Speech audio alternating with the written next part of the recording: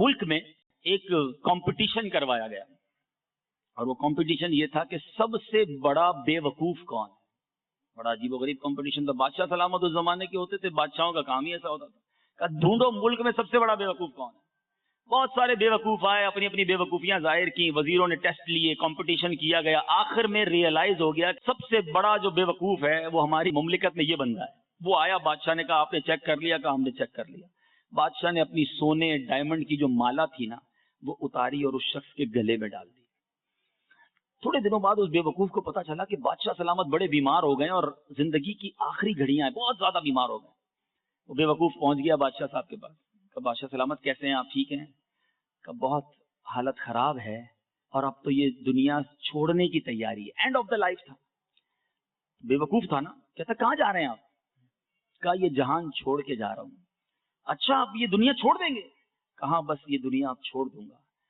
अच्छा बादशाह साहब ये बताइए आप जिधर जा रहे हो, यहाँ तो मैं देख रहा हूँ बड़े बड़े घर हैं आपके, बड़े बड़े महल हैं आपके, उधर भी आपने कोई महल बना लिया जहां आप जा रहे हैं? बादशाह अफसोस से कहता है उधर तो मैंने झोपड़ी भी नहीं बनाई है। मैं देख रहा हूँ आपके पास बहुत सारे हीरे जवाहरात हैं, बड़ा पैसा है, उधर भी आपने कुछ पैसा वैसा जमा कर लिया? बादशाह कहता है उधर के लिए तो फूटी कौड़ी भी नहीं है। अच्छा मैं इधर देख रहा हूँ आपके बहुत सारे खादिम है, इधर भी गुलाम, इधर खादिम, आगे पीछे सर्वेंट्स, उधर भी खादिम वादिम जमा कर लिए?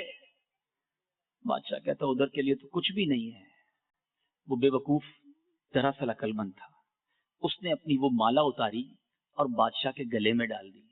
कहा मुझसे बड़े बेवकूफ तो फिर आप हुए ना।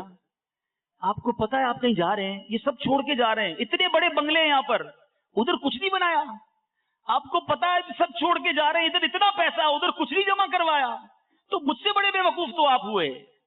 सच बताओ मीठे इस्लामी भाइयों, ये मेरे और आपके लिए कैसा मैसेज है। आज हम सबके पास घर हैं, मगर क्या जन्नत में घर बना लिए?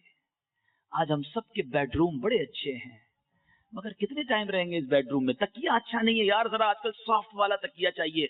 बड़ा कमर सीधी रखने वाला आजकल गद्दा आ गया है जो कमर को भी सॉफ्ट रखता है, नींद भी अच्छी आती है। महंगे गद्दे होने चाहिए। प्लान करते हो कितने साल सोओगे इस बिस्तर पर, मगर एक वक्त आएगा जब कब्र में डाल दिए जाएंगे। वो कब्र सॉफ्ट होगी कि नहीं? वहां नींद आएगी कि नहीं? वहां कहीं कीड़े मकोड़े तो नहीं होंगे? वहां कहीं आग तो नहीं भड़काती जाएगी? अरे यहाँ तो गर्मी होती है तो मेरे पास जनरेटर भी है, यूपीएस भी है, अगर फिर गर्मी तो गैलरी में निकल जाता हूँ। है ऐसे भी लोग हैं जो गाड़ी स्टार्ट करके गाड़ी के एसी में सो जाते हैं, मगर उधर किधर जाओगे?